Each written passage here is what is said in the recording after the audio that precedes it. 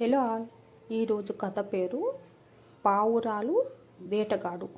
ఈ కథ ప్రారంభం చేయబోయే ముందు ఒకవేళ మీరు మన ఛానల్ను న్యూగా విజిట్ చేస్తుంటే సబ్స్క్రైబ్ చేసుకోండి, బెల్ నోటిఫికేషన్ను ఆన్ చేయండి. అప్పుడు మన ఛానల్ అప్డేట్స్ అన్నీ అందుతాయి. ఈ కథ నచ్చితే వీడియోకు లైక్ అండ్ షేర్ చేయండి. సాధారణంగా పావురాలన్నీ ఉమ్మడిగా తమ జీవితాన్ని గడుపుతూ ఉంటాయి. ఒంటి పావురాన్ని మనం చాలా అరుదుగా కూడా చూడలేము. వేటగాళ్లకు ఈ విషయం చాలా బాగా తెలుసు. అందుకే ఎప్పుడూ వాళ్ళు పావురాల కోసం వల పన్నితే చాలా పావురాలు వారి వలకు చిక్కుతాయి.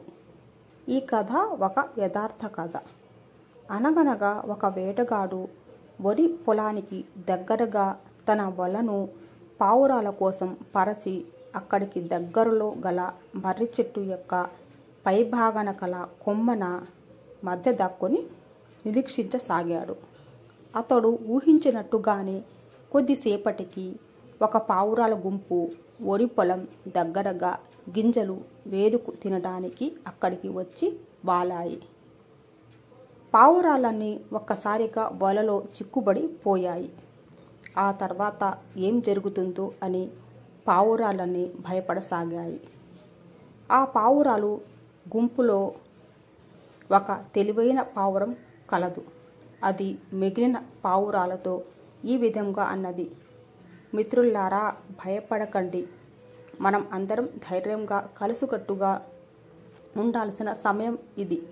మనమందరం కలిసి ఒక్కసారిగా మన రెక్కలను ఆడిస్తూ ఉమ్మడిగా పైకి ఎగరడానికి ప్రయత్నిద్దాం అంటూ తెలివైన పావురం తన రెక్కలను ఆడించడం ప్రారంభించగానే మిగిలిన పావురాలన్నీ కూడా అదే విధంగా ఆడించడం మొదలుపెట్టాయి. ఒక్కసారిగా పావురాలన్నీ రెట్టింపు ఉత్సాహంతో, ధైర్యంతో ఇంకాస్త వేగంగా తమ రెక్కలను ఆడించగానే తమని చుట్టుకొని ఉన్న వల వాటి వేగానికి పూర్తిగా చెదిరిపోయి పక్షులన్నీ స్వేచ్ఛను పొందాయి. పావురాలన్నీ సంతోషంగా ఎగురుతూ వెళ్ళిపోయాయి. నీతి: ఐకమత్యమే మహాబలం. ఈ కథ నచ్చితే వీడియోకు లైక్ అండ్ షేర్ చేయండి. Thanks for watching.